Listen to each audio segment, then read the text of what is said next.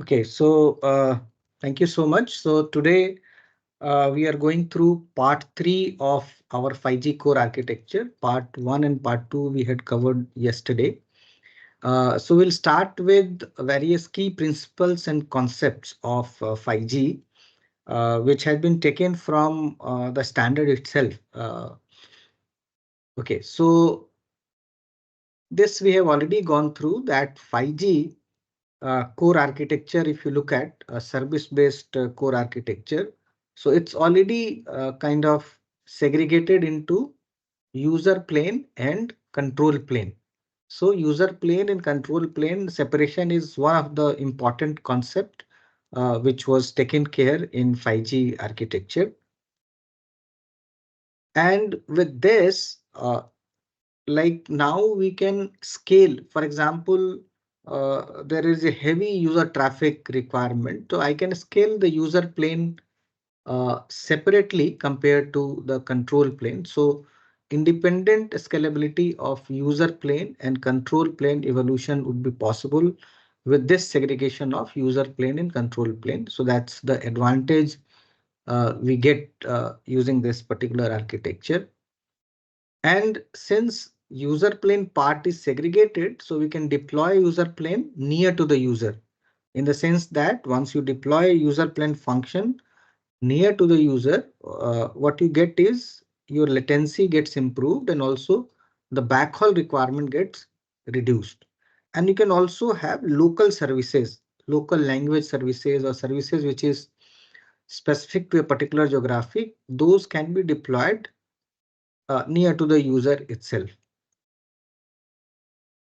Okay, so next point is why we call it service-based architecture, because the network function in 5G, be it AMF or be it SMF or NEF or UDM or NRF, all this control plane network function in particular, uh, they expose certain service or they provide certain service. For example, suppose, for example, this is NFA, network function A. You can say, assume this as any network function, maybe AMF or SMF. And this is network function B, the other network function. So this one of the network function is a service producer, service producer, A1 service producer. I'm telling in a generic way. I can give an example that AMF in the 5G network knows location, right? So AMF may expose a service of a location. So any other network function needing to know location of a particular user, they can query this network function. So this is a service producer. The same network function can also be a service consumer. So either a producer or a consumer. So for example, if it is a service producer, other network function can request for that service and get a reply from this, and vice versa. NFA can also request service from the B. The other type is subscribe and notify. So one is that you request and reply. Other is you subscribe. For example, suppose network function B is AMF, for example, and it knows the location of a user, all the users rather, UV. So network function A can subscribe in a way that a specific UV, whenever there is a change in location, please notify. So this is a subscribe notify kind of a service which 5G offers. So one is the request reply, other is the subscribe notify kind of a service.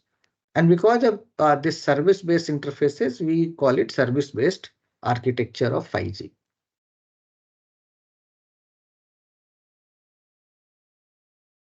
So this we explained.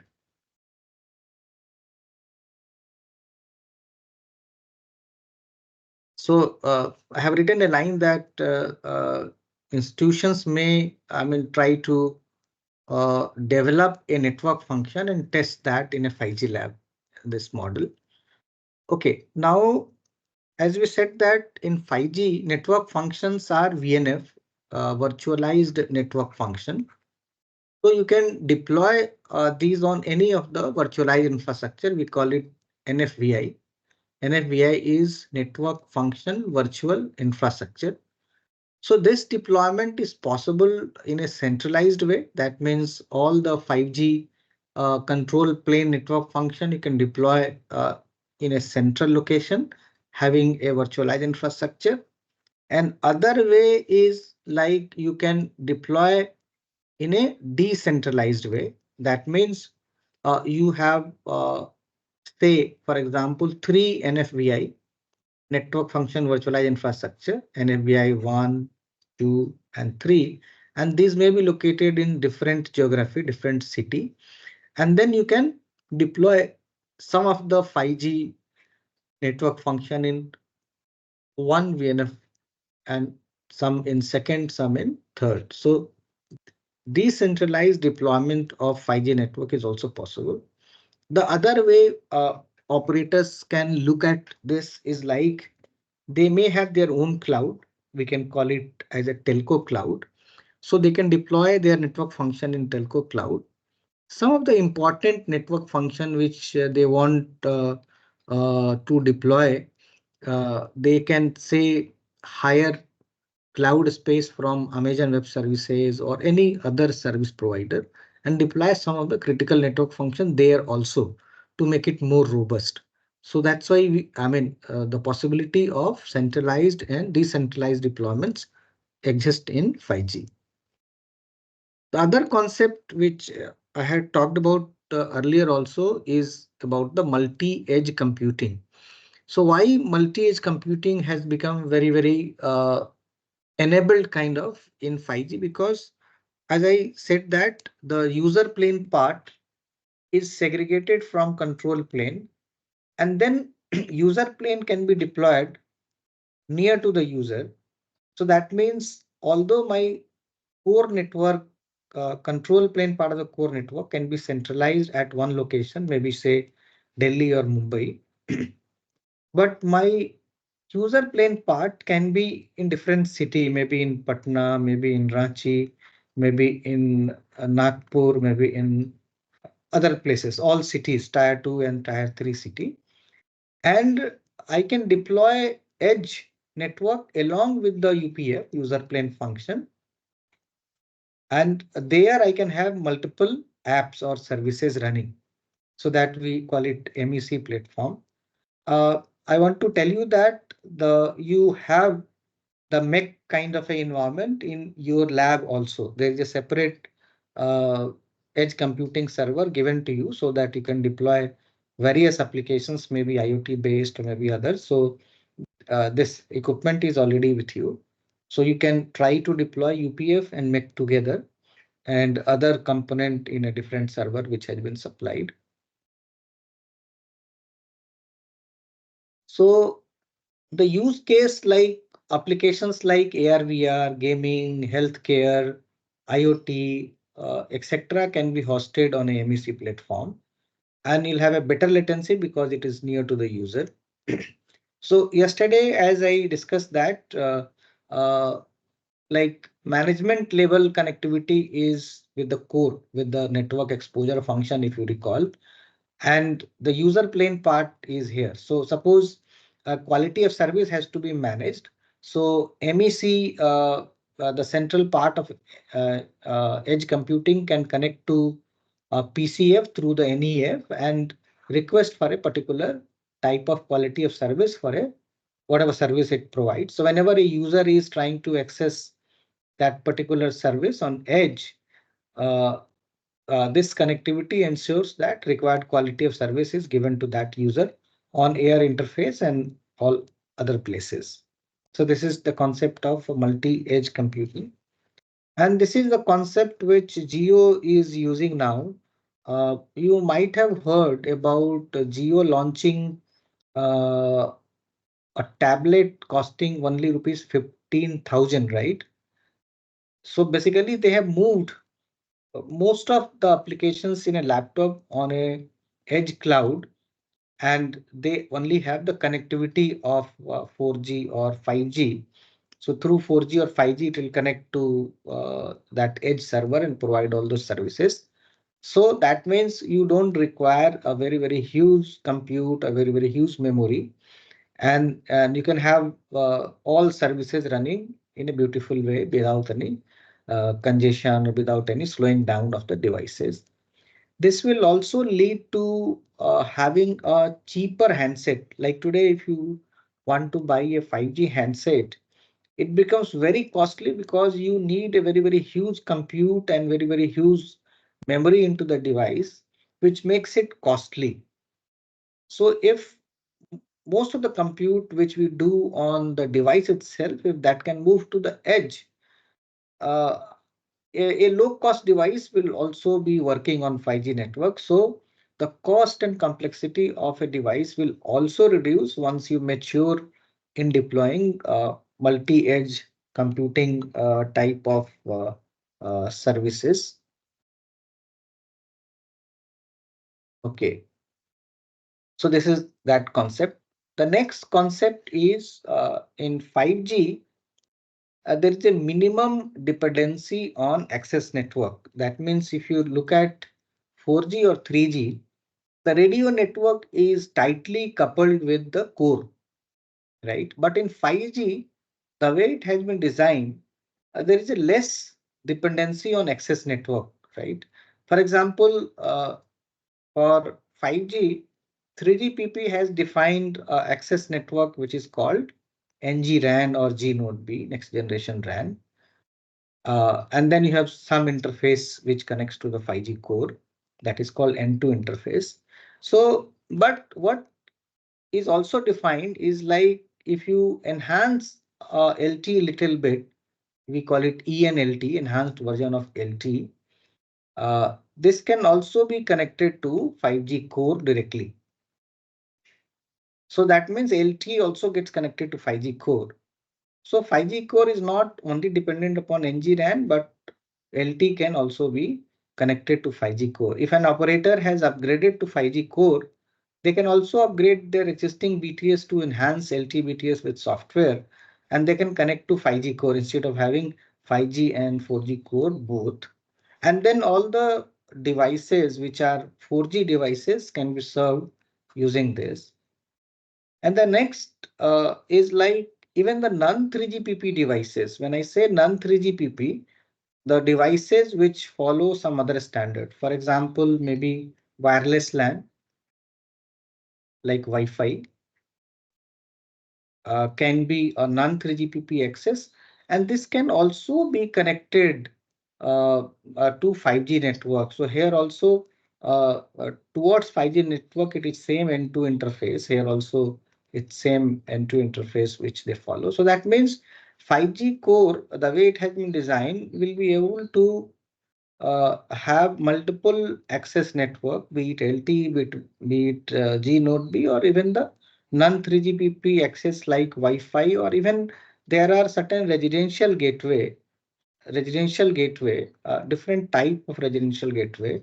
One can be wireline, other can be BRG, broadband residential gateway. The third can be CRG, that is cable residential gateway.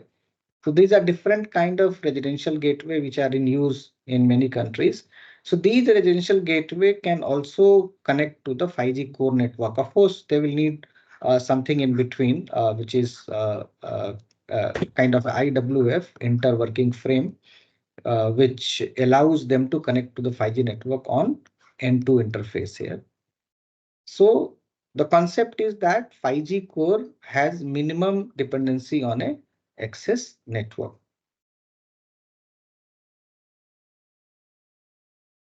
So next concept is like 5G. So if you look at different kind of authentication being followed in 2G, 3G, and 4G, it was like a single kind of authentication they used to follow. For example, in 4G, the name given was 4G akka, 4G authentication and key management. So that's a standard one being followed in the mobile network earlier. So that is supported even in 5G, but of course with certain enhancement. Similarly, in 5G, it also supports something called EAP akka. Many of you may be knowing, or you can read this, what it is. So basically, it is extensible authentication protocol, authentication and key management. So this kind of authentication is also supported in 5G. And the third is the EAP, uh, basically transport layer security for that. So what I'm trying to say is that 5G supports all different type of authentication. And why this was required? Because now I have 3GPP access, that is NG-RAN. I can also connect with Wi-Fi. I can also connect with the cable residential gateway. These all are non-3GPP access. And they may not be following the akka procedure. So they may be following these protocols. So that's why 5G supports all three types of authentication protocol. So it has got, we can say that, unified authentication framework. And the way it has been designed is like, suppose user equipment is initially connected to say G Node B or 5G radio or 5G new radio, and it gets authenticated here. And suppose it moves to Wi-Fi network, some sort of roaming between G Node B and Wi-Fi moves to roaming to a Wi-Fi network connected to the same core. So this is not required to be re-authenticated. So that means once authenticated in any one of the access, and it can roam around other access, and it do not need to be re-authenticated. And so that's also like a kind of a unified authentication framework that leads to this particular concept. I would request all of you that all these authentication methods are uh, these details are available, and while your labs are installed, you can actually experiment with all these authentication, right? You can create your own authentication mechanism also and try to implement into the network. So we were talking about support of non-3GPP access. So there are three types of non-3GPP access which are like supported in 5G. One is called untrusted, other is called trusted. These are basically some sort of, I'll tell you why we call it untrusted and why we call it trusted. And then the third is wireline access network is also some sort of non-3GPP access. So let's start with untrusted non-3GPP access type of architecture. So as you can see in this picture, this is the same uh, 5G architecture. You have AMF, SMF, UPF, a data network, and this is your NG-RAN or G Node B, whatever you call it. So a normal mobile phone or you can of course connect to Z Node B and enjoy the services. But now it has got capability to connect to any non-3GPP network. Let us assume that this is an Wi-Fi. Let us assume that this is an Wi-Fi. So my device can connect to 5G core using the Wi-Fi network also, right? So in this case, uh, there is another network function which is called N3IWF in the 5G. So this is N3 is non-3GPP, N is none, 3 is 3GPP.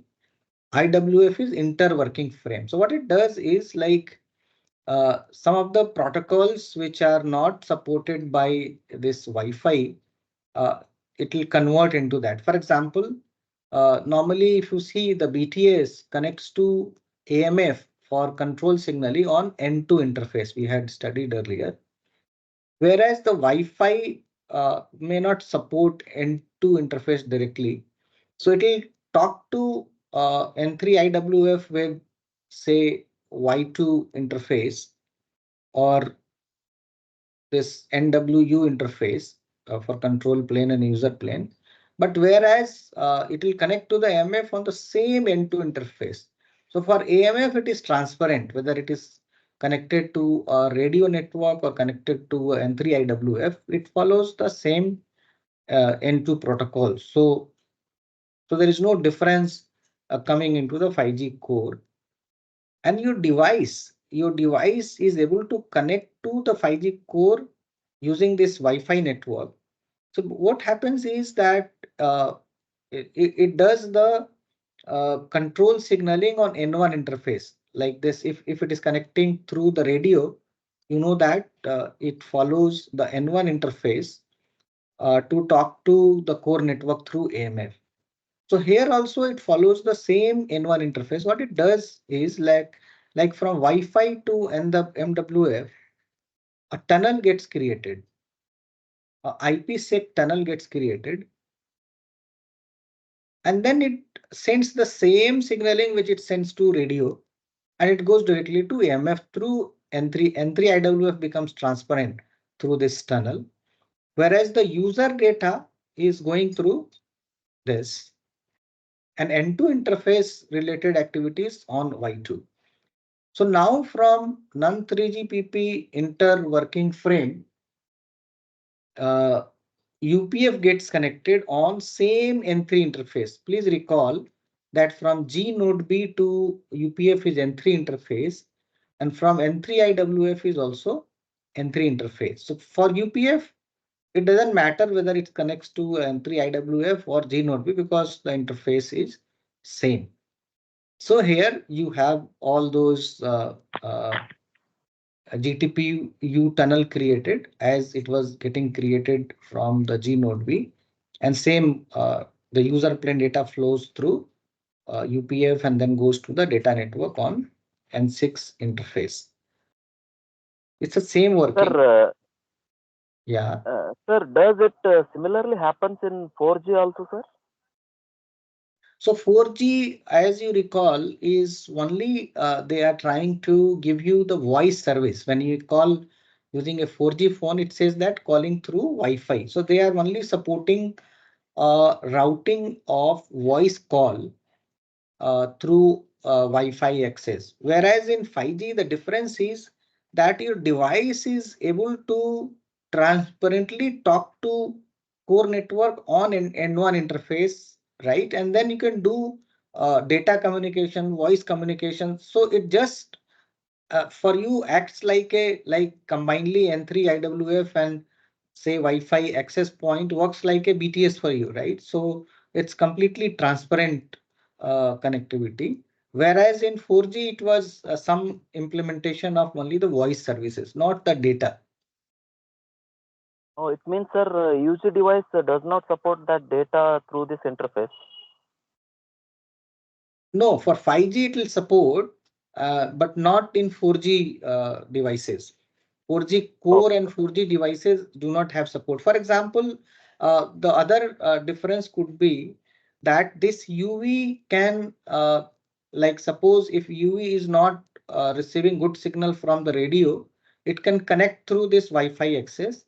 If it is having a good connectivity to radio, it can connect directly to radio, or it can even roam between these two or switch between these two. So there are many functionality. okay, sir. Thank you, sir. Okay. Now, why we are calling untrusted? If any of you can tell me that why we are calling it untrusted non-3GPP access. So basically, Security protocol, sir.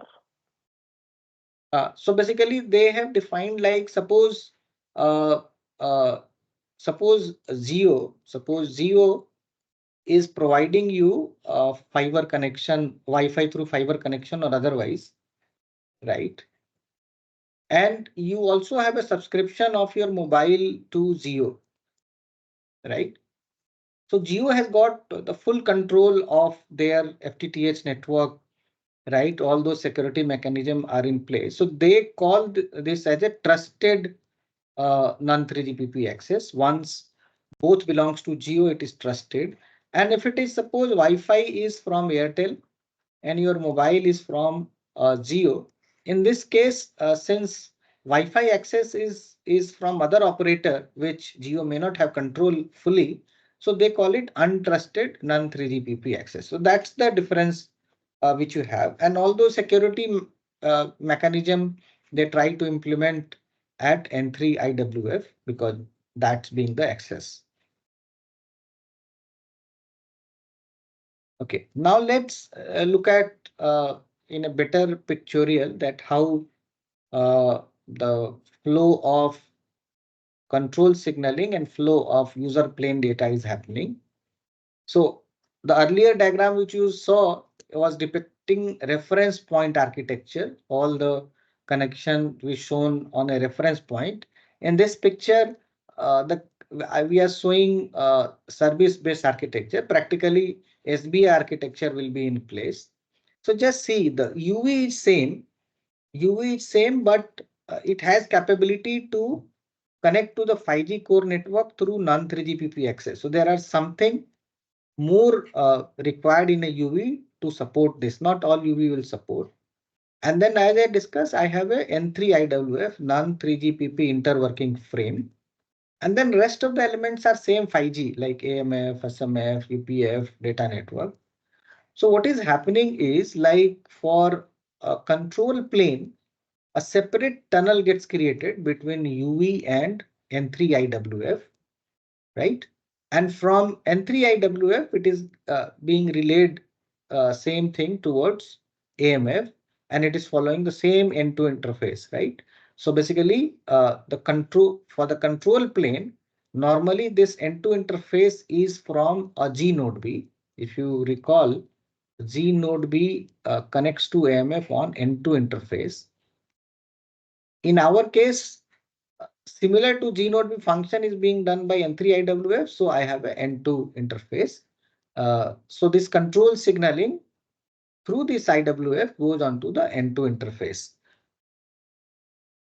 And then I have another tunnel for user plane traffic. So this is also an IPsec tunnel created through this.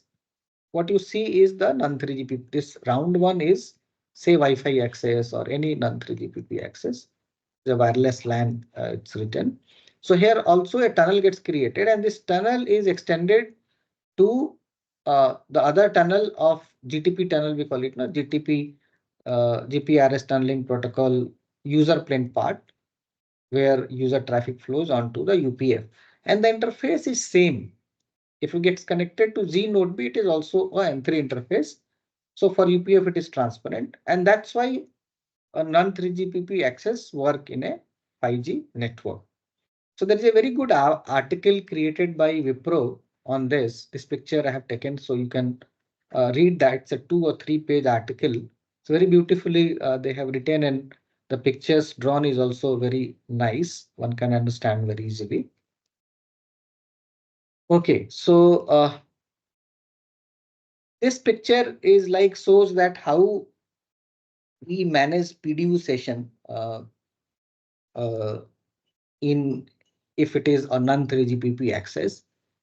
So what you see is like from UV to N3 IWF, right? So PDU session yesterday we had talked about. So suppose this dotted line shows a PDU session. So this dotted line is suppose a PDU session.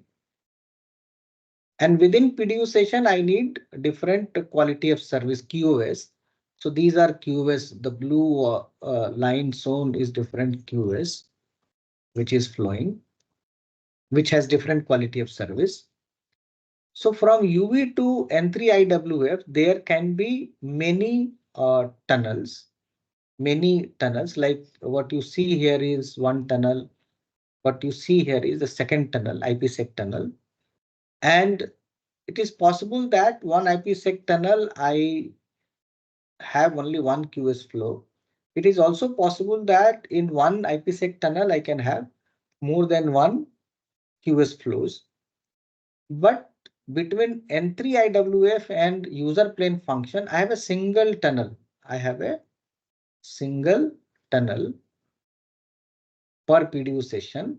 and all the QoS flows are inside this. So this is the kind of architecture of quality of service in 5G for non-3GPP access. In case any of you have any question, or shall I proceed?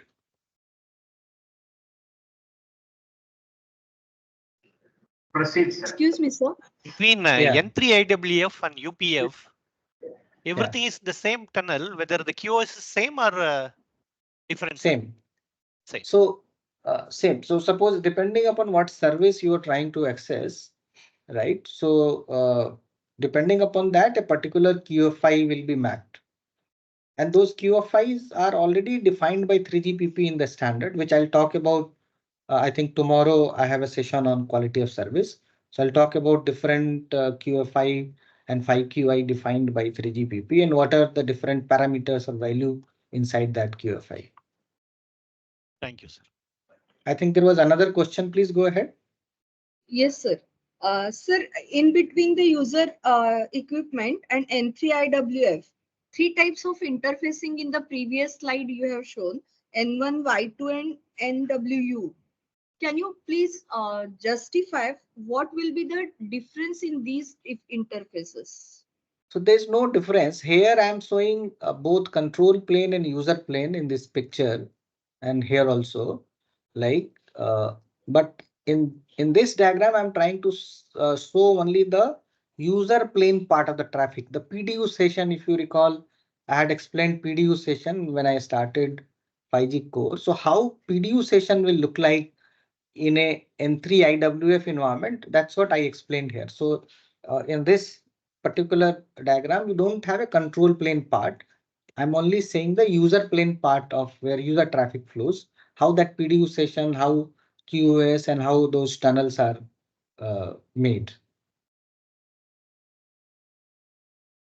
Did I answer your question or you had some different question? Yes, sir. I am having some different question. Yeah, Actually, please. why these three different interfaces have made? I want to say that whether some data traffic only will be sent on N1 and some control traffic will be sent on Y2 like this, some bifurcation is there or Okay, what? I'm not okay. So understanding that part, sir. okay, let me uh, first you understand this, right? Let's understand this one first. So as you know that, so there are two type of traffic from the user equipment. One is the when it talks to the core network like AMF, it goes on N1 interface, right? So to support an N1 interface through non-3GPP access, a tunnel gets created because it's not ready, directly N1 cannot go. So first a tunnel gets created from UV to N3 IWF, and from N3 IWF you already have a connection towards AMF, and then it becomes a pipe. It becomes a pipe till AMF, and then it can use the N1 interface on that particular tunnel, IPsec tunnel, and N1 interface is for control. So it's doing the control signaling. Now what is left is the user plane part. So user plane traffic normally goes to G node B and then to the UPF. So since in this picture I don't have G node B, okay. So whatever G node B follows, all the protocols which G node B follows, a Wi-Fi router will not follow, right? So for that they have defined a different interface. Now there'll be a control communication with non-3GPP access and from non-3GPP access to N3 IWF. So these are separately defined in the standard. Those are called Y1 and Y2. So with this, the control plane part access of this Wi-Fi with N3 IWF will happen. But this N3 IWF will convert this control plane communication from Y2 to N2, and N2 is a standard interface towards MF. So this is nothing but interworking frame means it converts the protocol, one protocol to other protocol. So a Wi-Fi router is not supposed to follow N2 interface as of now. So that's why you need a in-between box called N3IWF. Did I make this clear, or still you have some question or doubt? Yes, sir. Now it's got clear. Thank you, sir. Thank you. Thank you. Okay. Okay. So basically, whatever I told you, these are written in text and these are available in your PPT, which I have shared. So you can just read these aspects. There may be few more points important. You can read this. Okay, now that was untrusted. Now this is a trusted non-3GPP. For example, suppose this is a Wi-Fi network provided by the same operator or same telecom service provider. So then we call it trusted non-3GPP access. So since it is trusted one, so there itself in their Wi-Fi box, right? They would provide this gateway function similar to N3IWF. That functionality or gateway functionality they will build into their Wi-Fi box itself.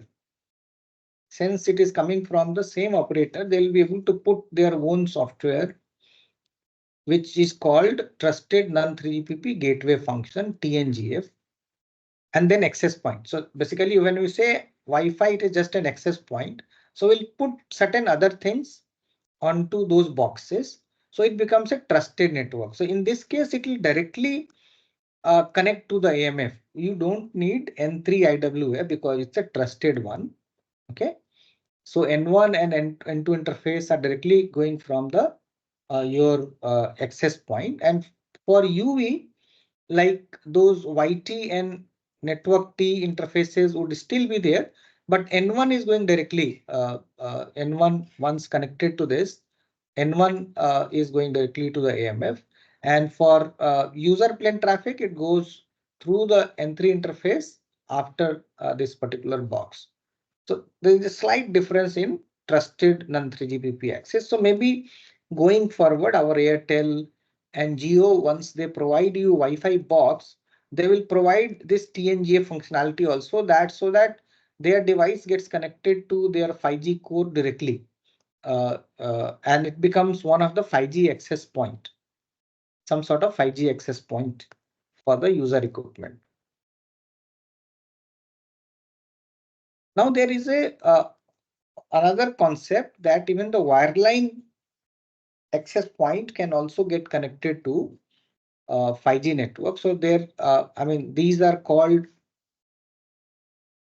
this can be a 5G RG. So one can actually design its own residential gateway, which follows all 5G protocols, right? Which follows all 5G protocols, and it can have two kind of interface. One, it can wirelessly connect to the BTS. And other is like on Ethernet or fiber, it can connect to the 5G core network through a network function called wireless access gateway function. So basically, instead of N3IWF, for wireline, there is a different gateway function. So there, so the N1 interface is again becomes transparent, being a 5G one.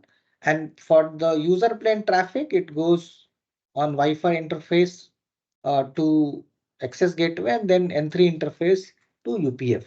So this is architecture defined by, so for every architecture, you will have reference point architecture and also the SBA architecture. It will be similar. So this is what is shown is the a reference point architecture, but a similar would be the architecture of service-based architecture of this.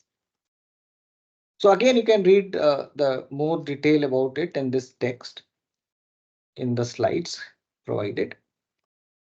Okay.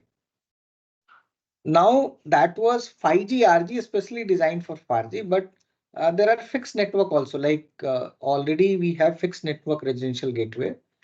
In other countries, it is more popular. So here also I'll have wireline access gateway. The only difference is here is that it cannot connect to the BTS. As you can see, because it do not have any wireless interface. That's the only difference. So it gets connected to only the gateway, either on fiber or on any other media. And the rest of the functionality is same. Now there is something called N5CW. There's something called N5CW. So this is non-5G capable over wireless LAN. So what we had seen earlier, that your user equipment device was able to connect to 5G core through Wi-Fi. And for that, UV would also require certain capability.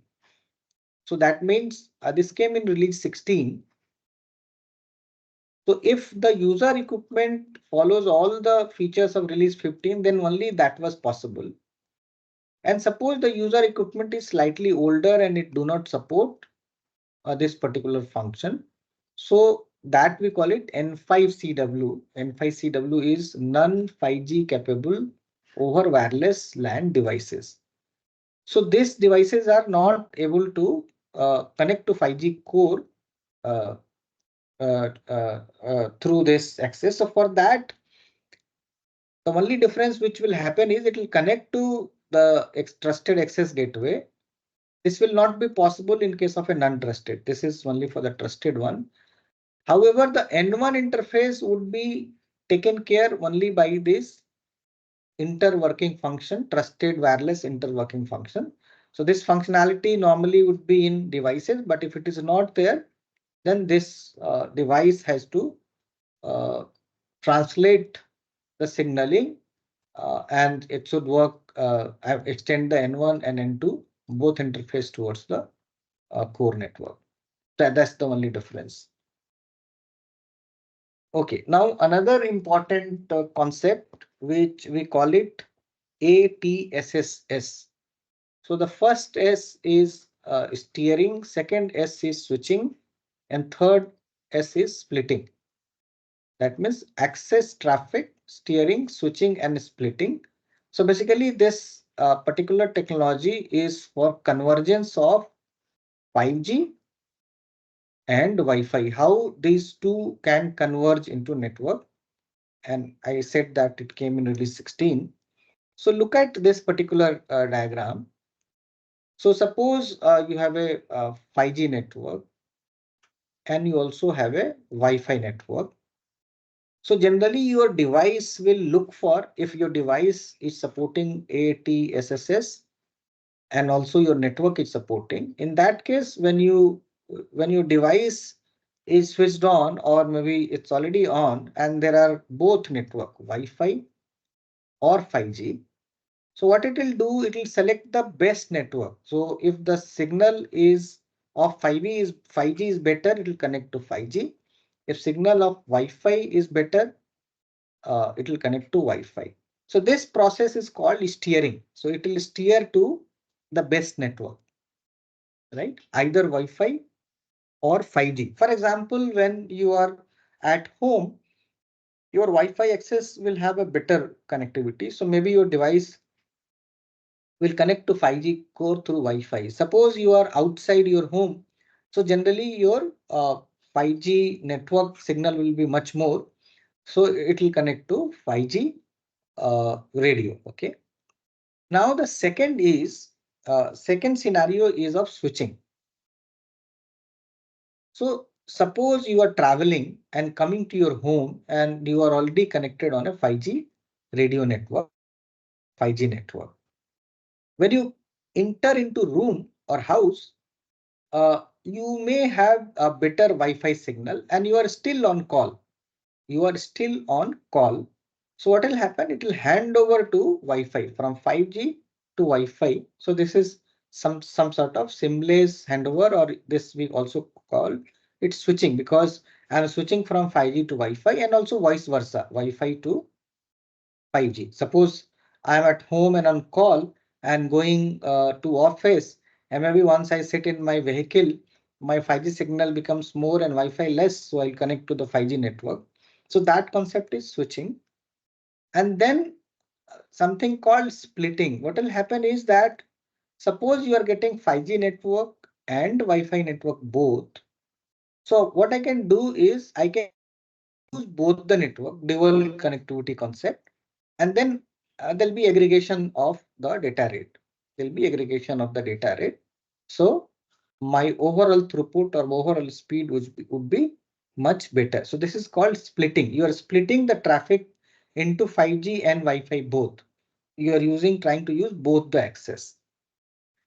So on this particular website, there are I mean, they have explained it, how it works, so you can have a look. A little bit I'll also be explaining.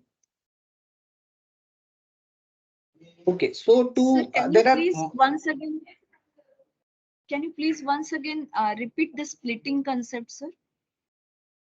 so splitting concept is like, suppose you have your device supports this functionality and also network supports that, and then you are in an area where you have a good 5G network and you also have a good Wi-Fi network being received by your mobile device or user equipment. So you have a good signal from Wi-Fi and good signal from 5G. So your device will be able to connect to both. And suppose you are trying to do a streaming service and you require a huge lot of data. So part of the packets you will receive through Wi-Fi, part of the packet you can receive through 5G. This can be aggregated and you can have a better speed of your streaming. Is this okay? Did you Sir, understand? still I'm not getting actually what will be The if I want my UE to support both the 5G function and Wi-Fi facility. Then only correct. it will be possible. No? Yes, yes, yes. So what devices which are supporting this functionality, 80 triple S, and also the network would only will be able to do all these aspects, steering, switching, and splitting. Not all devices. So the new devices. So currently, whatever devices are in market today, they are not supporting. Even this functionality is not implemented by our operator yet.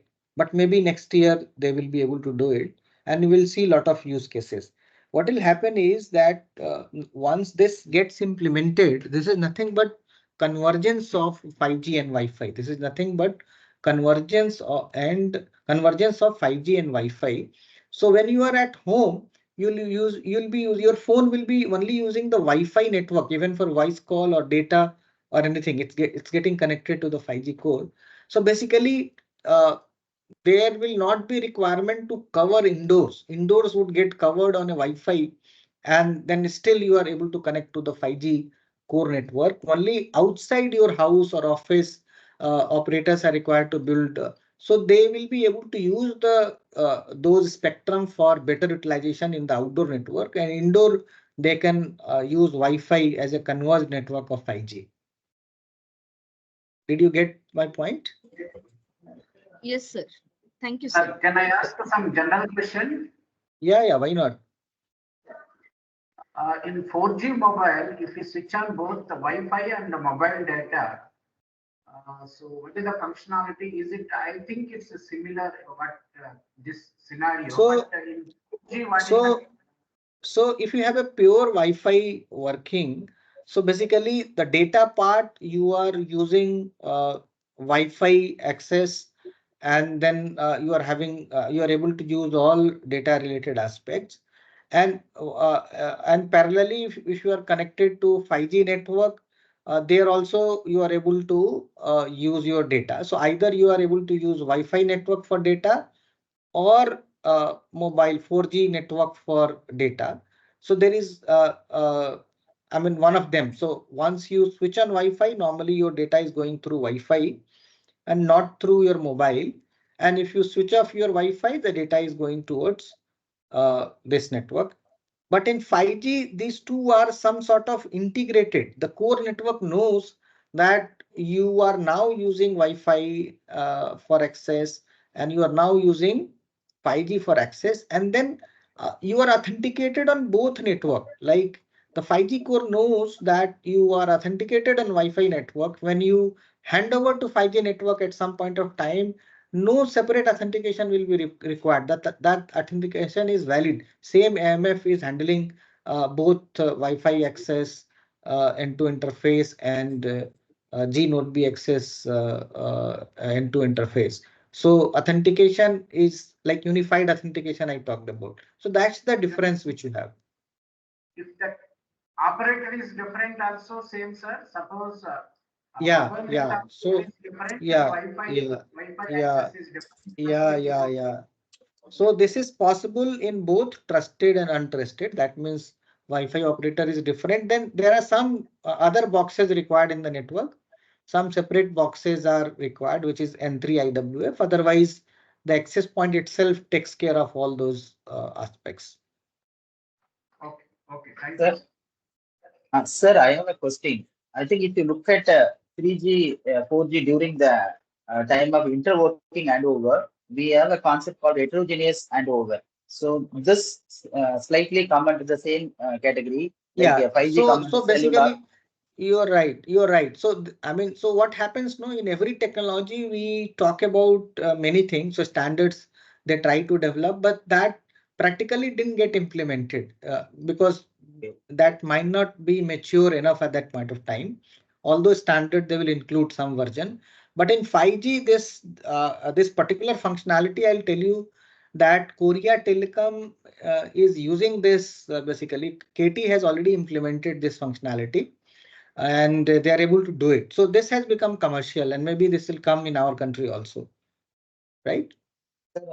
There was a technology like IEEE 802.21 media independent handover. That was the API Right, they right. used So there are in those many days. standards. So many of the standard which are there in 5G was also there in 4G, but in 4G that was not implemented practically commercially all over because of because standards would be there that may not be mature enough to implement in a commercial network. Over few releases it gets matured. So in 5G many things are getting implemented which was left out in 4G or 3G. Okay.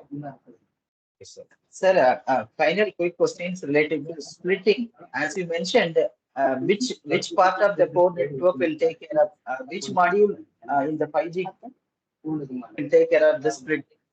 Okay, okay. Let me give you some broad idea about that. So suppose there is a 3GPP access. Suppose there is a 3GPP access and there is a non-3GPP access which is Wi-Fi. This picture I have taken from empirical.com. So credit to them very beautifully. So basically what happens, so which network functions are involved? The one network function which is involved is PCF. The other network function which is involved is SMF. And the third network function involved is the UPF. And the fourth, the device itself. So basically PCF provides certain rule to SMF and SMF provides that rule to UPF as well as the user equipment, of course through AMF to UE. And these are called AT-SSS rule. These are called AT-SSS rule. And now there is another concept which is called, can you, Madhukar, mute, many noise is coming. This concept is called MA-PDU. MA is multi-access PDU. Multi-access PDU. So you can read about MA-PDU in more detail that how such multi-access PDU session gets created. So this MA-PDU gets created. That means you have two paths, one from 3GPP and another from Wi-Fi, right? So this is your splitting kind of, I talked about no, that both part are existing parallelly through 3GPP access, that is radio, and other is through Wi-Fi. In that case, one of the method to implement is the concept of MAPDU session for which 3GPP has given detailed standard. So this is the way you can implement. Uh, I can refer to the specific document. Suppose you want to implement this. So I'll tell you that this is already implemented by IIT Mumbai. So when they developed 5G test bed, which is hosted at IIT Madras, So they have already implemented non-3GPP access. So they have done it. So I don't know whether they have used MAPDU or the other option which I'll talk about, but it is possible. The second option is something called, MPTCP. Do you Yeah. know what is it? Multi-path. Normally TCP, normal TCP path is not a multi-path. So there is a multi-path TCP. So using this concept also, I can use 3GPP access and non-3GPP access for my data. And then data can actually go to the user plane, can be combined at the user plane and here at the UV level. So for this also 3GPP has given a detailed concept how it works. So using this MPTCP also, in fact, when I talked about Korea Telecom, they have implemented, earlier they had implemented this one, MPTCP. Currently, I don't know whether they are continuing or they have gone to other. And there are one other method which I have not noted down in this slide. You can read about, I think the link which I had given talks about all three. Okay, so basically it's mentioned here. So this is called AT-SSS lower level, LL, they call it LL, right? So this is another method by which this splitting, switching and steering happens. Okay, so I'll give you detail document, the document having detail how it works and what UPF has to do, what user equipment has to do, what are different functionality. Those details are there. I'll give you the link. You can read in detail in case you want to implement in your lab. You can actually try and implement this also. Okay, you can read this particular text later. I tried to explain. So here also like how MPTCP works, which is a higher level steering functionality, and AT-SSS lower layer functionality, how it works. Some text I have written, so you can go through. And this is the website, a link which gives a lot many details on this. Okay, now moving towards other functionality like the SMS. As you know that SMS functionality is continued from 2G, 3G, 4G and 5G. For that purpose, they have a separate network function called SMS function. We had not discussed yet that there is a functionality called SMS function. So whether you have SB architecture or reference point, in both case, you have SMS function. For reference point, you have different interfaces, N20 and N21. And as you know that the SMS is always transmitted on signaling channel. Just from the day one, I mean from 2G onwards, the SMS has been going through the signaling channel, not on the user plane data channel. So here also in 5G also, it is a kind of a signaling. That's why we call it NAS, non-access stratum. So basically signaling which goes is called NAS. So it goes on NAS signaling. Now there's a very important and good functionality of 5G, which is called 5G LAN. So what it does is, suppose you want to have a LAN-like environment in a wireless way using 5G in your enterprise or in your campus, it is possible. What happens is like you have UPF, as we know that for user plane traffic, the traffic goes from UV to G node B to UPF. So I will have two UPF. One is like intermediate UPF and other I'll have a kind of a switch. The UPF is like a switch and then it's connect. So I can have multiple intermediate UPF in my organization, right? And then it works like a local LAN. It works like a local LAN. So basically your traffic is not going towards core. It is locally being from UPF itself your traffic is being locally routed. Now, suppose you have a multi-geography organization. So you may have uh, one office in Mumbai, one office in Delhi, etc. In that case, also you can have a LAN environment created using the 5G network. In this case, what happens is that you have a similar local network, which is shown here.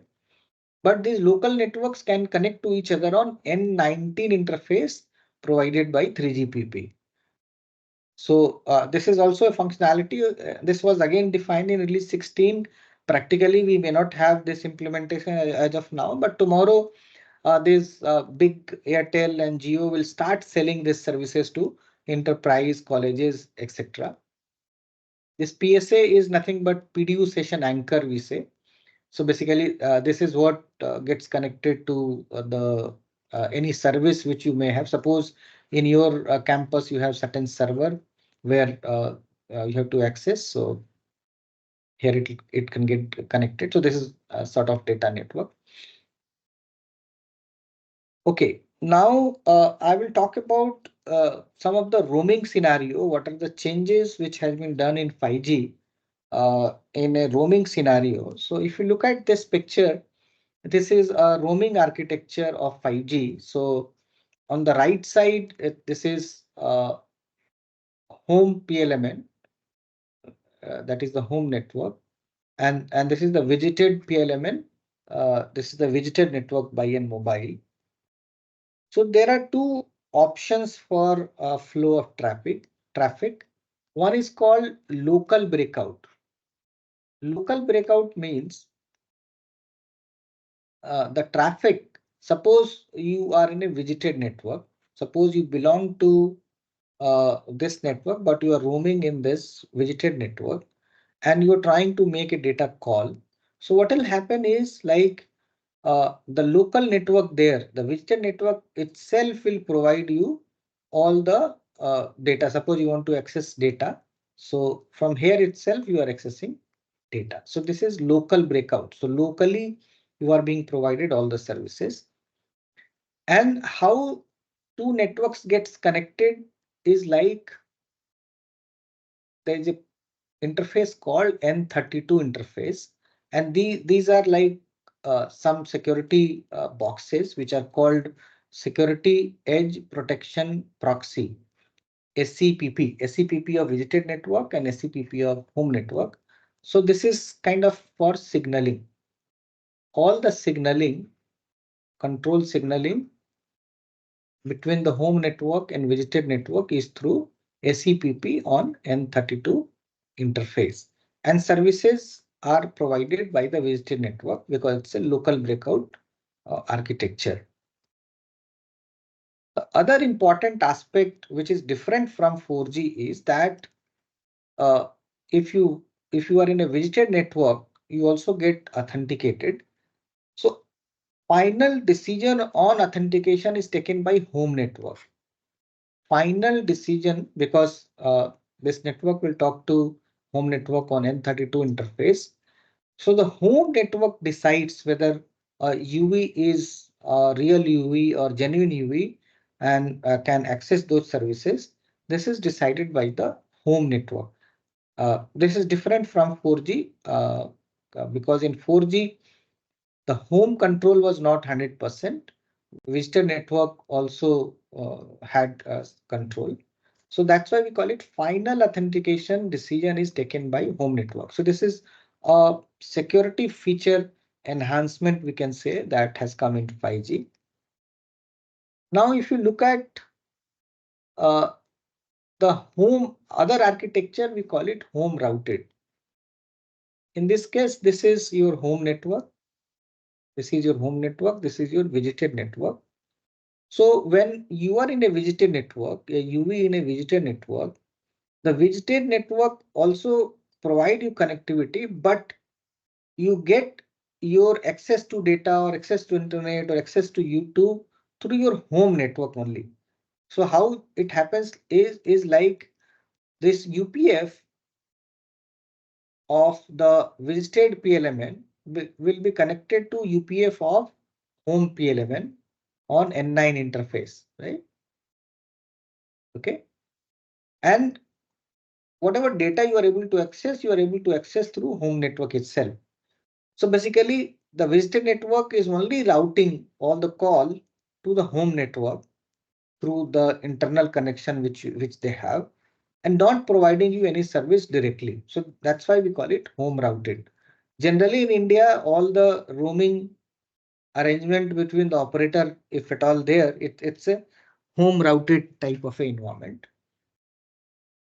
Now, from the security perspective, there are certain security things implemented here, which is called IPOPs. So you can see that. You can just a moment.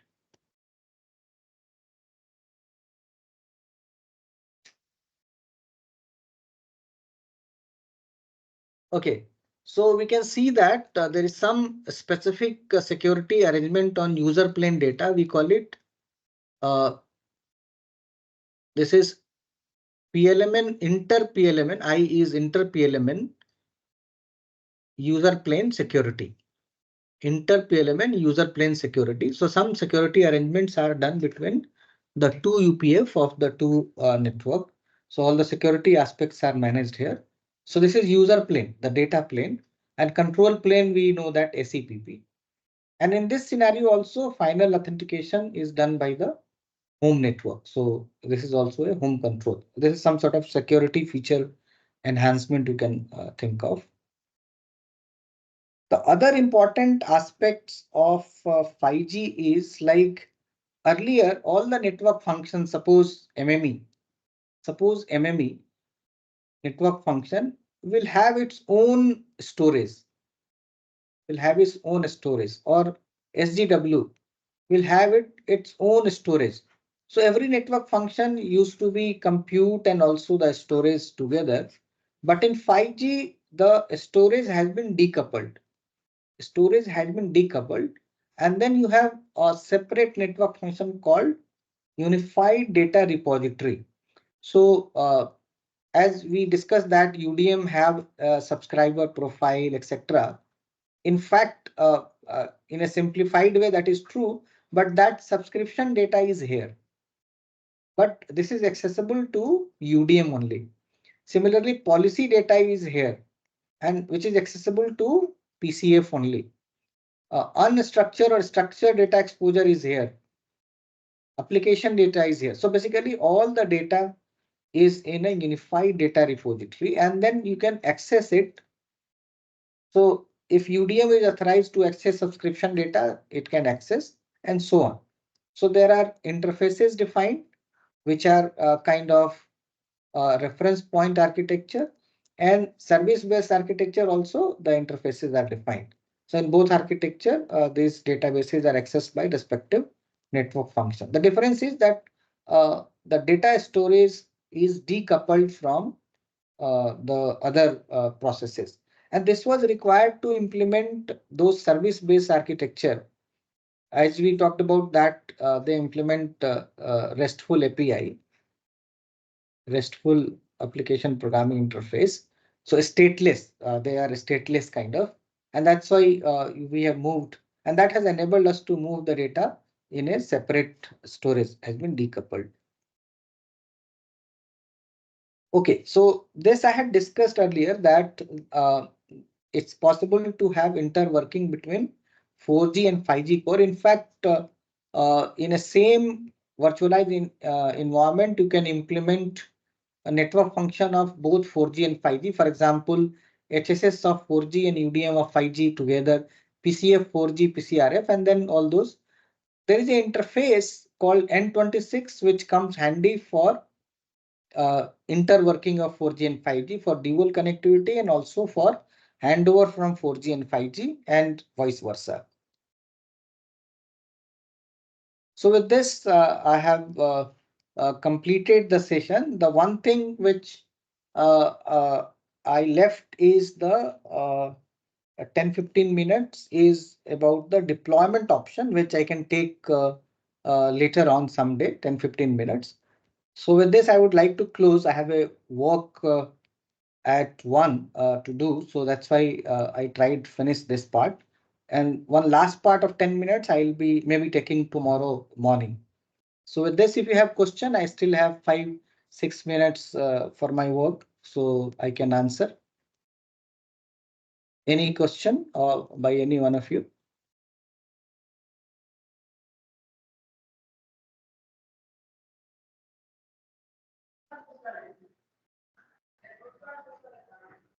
So shall we close for today if there is no question? I ask one question? Yeah, please. Sir, 5G technology integrating with the internet. So at that time, so we want to implement various security parameters. See, as Right. we see that user equipment and other thing is the system where we have a data and security thing. Right. So in such cases, we want to implement a switching program, Okay. which is not hardware completely. If it Okay. is a software like a system on chip concept, then we want to implement various protocols depends upon the type of data from various places it is coming to that. See, sir, sometimes the telephone calls nowadays, any place, anybody can call anytime. And this is causing various serious issues. Sometimes government has to monitor certain calls. Sometimes it want to ignore. Depends upon the what kind of call. That system only has to know. It's not implicitly system know. And according to the communication, it need to move. How can we implement that kind of switching program with the AI methods or soft computing technologies in this kind of environment? Is that possible to do research? Yeah, so I had visited IIT Delhi. So what they have done, they have implemented all the 5G security aspects onto. So they are kind of they were implementing a V2X environment, and they have implemented entire suite of akka authentication and some other mechanism which are defined in 5G. And maybe they can also enhance or change that. So it's possible to, yes, do experiment with different ciphering, integrity protection, and other security aspects. So there are many standards on security for 5G. Maybe I'll be sharing all those, and then you can refer and try to understand which one is suitable for you to be either research part or implementation part to be done. Yes, sir. Because our university So also have 5G. I will try and share that also. Okay, sir. So thank you. I think I have to leave. So please allow me. Maybe rest of the questions I can take tomorrow. So thank you so much, everyone. Thank you, sir. And yeah, thank you. Thank you. Bye. Bye for now. Thank you, sir. Thank you. Allow me to disconnect. Madhukar, you can continue and have some more discussion. Thank you. Thank you, everyone. Okay, sir. So tomorrow we are going to have a detailed discussion. I think sir has gone to headquarters, and we will discuss some more points on apart from this lecture regarding the FDP program. So I think some points he has given to me, and we will be sharing all of you. And I think before discussing, we will share it on mail to all of you. Anything regarding anything you may want to share, you can speak.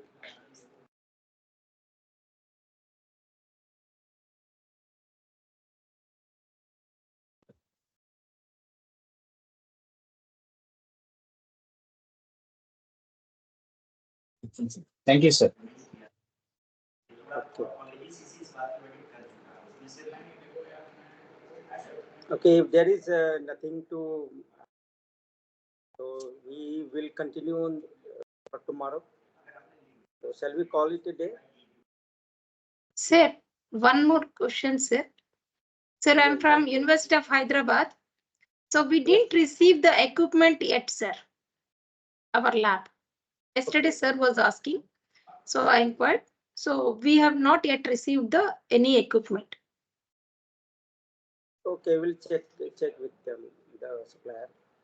Yeah. Then let you know. Okay, sir. Thank you very much, sir.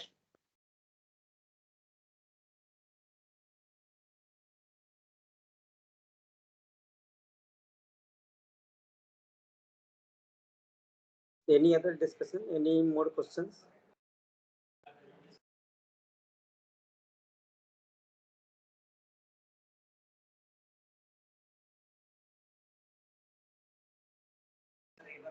Tentatively, when all the equipments will reach the institution and when the installation will be over? Tentatively, will it take the month? It's Yeah, April. it will take this quarter, I think. As per their conversation, this will take this quarter only. Okay, Somewhere April, it May, has been June. delayed. Yes. Okay, so before June, probably it may get over. Yes.